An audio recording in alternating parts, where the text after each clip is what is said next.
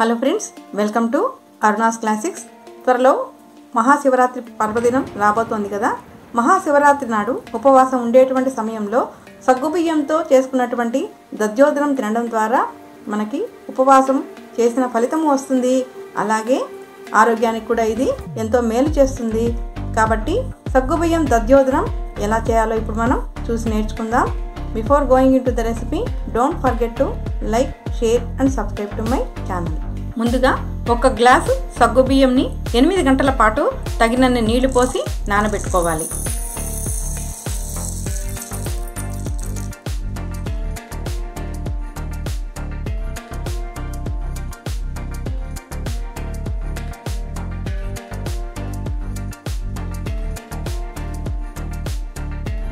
సగ్గుబియ్యం దధ్యోదనం కోసం ముందుగా పోపు సిద్ధం చేసుకుందాం. ప్యాన్ హీట్ చేసుకొని 1 స్పూన్ ఆయిల్, 1 స్పూన్ నెయ్యి వేసుకోవాలి.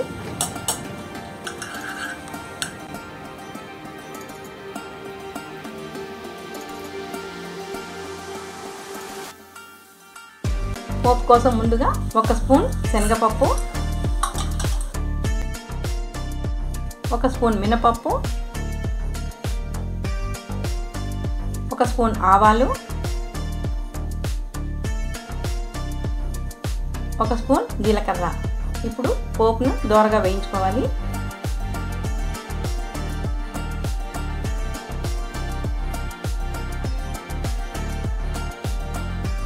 పోపు వేగిన తర్వాత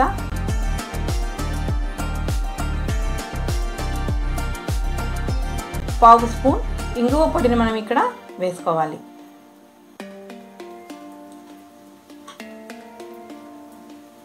పోపు ఇక్కడ బాగా వేగిన తర్వాత కొన్ని జీడిపప్పు కూడా ఇక్కడ మనము వేసుకొని జీడిపప్పును దోరగా వేయించుకోవాలి.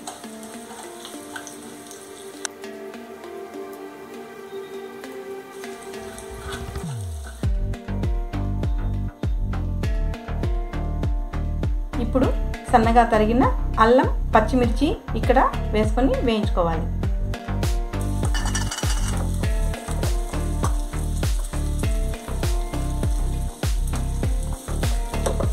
అలాగే కరివేపాకు కూడా వేసి అన్నీ బాగా వేగేదాకా వేయించుకొని స్టవ్ ఆఫ్ చేసేసుకుంటే సరిపోతుంది.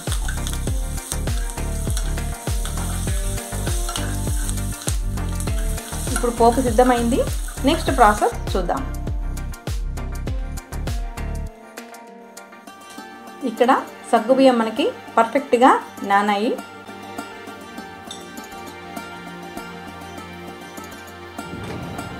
ఒకసారి మనం ఇలా నొక్కి చూస్తే బాగా మెత్తగా అనిపిస్తుంది. కాబట్టి ఇక్కడ మనకి పర్ఫెక్ట్గా సగ్గుబియ్యం నానిపోయింది. ఇందులో మనం 3 టేబుల్ స్పూన్లు కమ్మటి పెరుగు వేసుకోవాలి. ఫ్రెష్ పెరుగు అయితే దధ్యోదనం కమ్మగా వస్తుంది. రుచికి సరిపడా సాల్ట్, అలాగే మనం ముందు సిద్ధం చేసుకున్న పోపును కూడా ఇక్కడే వేసి బాగా కలుపుకోవాలి.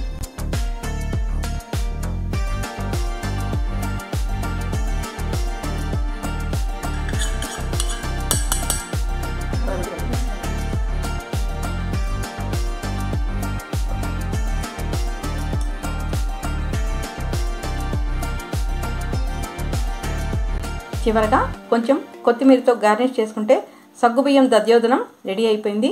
ఉపవాసం సమయంలో ఇలాంటి ఆహారం మనం తీసుకోవడం వల్ల నీరసం రాకుండా ఉంటుంది. అట్ ద సేమ్ టైం ఉపవాసం చేసిన ఫలితం కూడా మనకి దక్కుతుంది. సో ఫ్రెండ్స్, మీరు కూడా ఈ రెసిపీ తయారు చేయండి. ఎలా వచ్చిందో కామెంట్స్లో నాకు షేర్ చేయండి.